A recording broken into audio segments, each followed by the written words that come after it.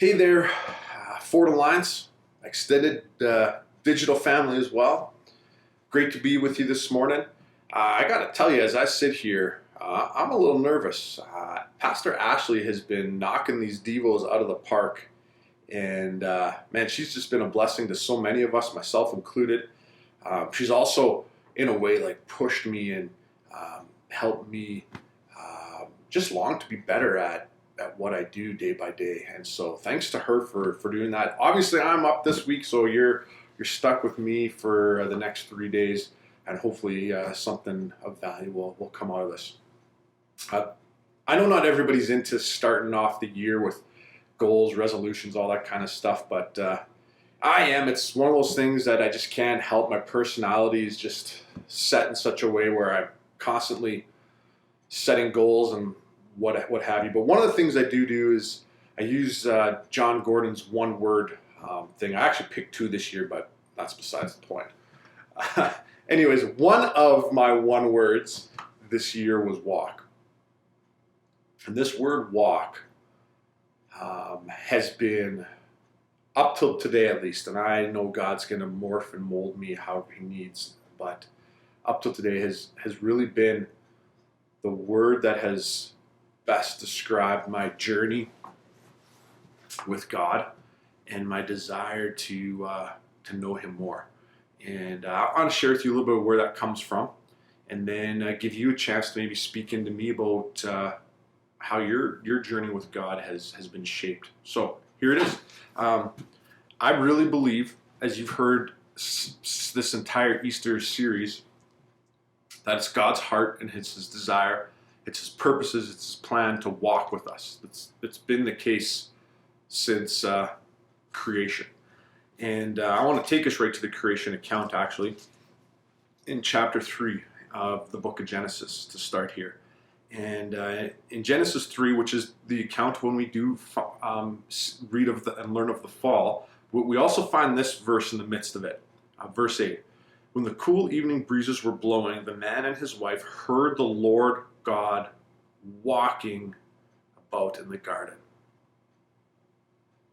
Now, the text doesn't ever come out and say this, but as you just consider it and process it, meditate on it, like it has to be the case that they knew what the sound of God walking with them was, because they quickly at this moment ran off and hid because they recognized him. I believe that God's plan and his purposes, even amidst the creation account, is shown in his desire to walk with us, to walk with his creation, to walk with you, to walk with me. Anyways, this comes more clear for me as I continue on. I get to chapter 5 of Genesis, verse 23. Enoch lived 365 years walking in close fellowship with God. We go on, chapter 6, Noah. And of Noah, it's written in verse 9 that he walked in close fellowship with God. Continue on in reading the scriptures, and we come to Abraham, who the New Testament refers to as a friend of God. We get to Moses. Moses, interacted and communed with God as one does a friend. There's no greater example of what God longs for in his relationship with us than through Jesus.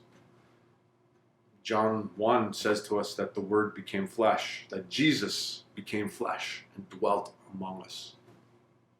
He lived among us. He literally walked with his creation. God walked with his creation. This has been so good for my heart, my journey. I'm not a man who does sitting still well. And so in my relationship with God, I've learned to just walk with him. I'm not perfect in this, don't get me wrong, but just day by day, moment by moment, I strive to see what I'm doing as a means to just walk with God. So I'm doing what I need to get done, but I'm doing it with my friend Jesus. And I just wanted to share this with you because this season is bringing time unlike probably any of us have ever had. And please don't misunderstand what I'm saying here, because as I mentioned on Sunday, we need to grieve, we need to mourn that which we miss, that which we feel we've lost in this season. It's important for our spiritual health, our mental health. We need to do that, and to get that stuff out. But with this gift of time, why not invest into the greatest, most important relationship of all, that relationship we have with God, and begin to process more and more for what it means to just walk with Jesus.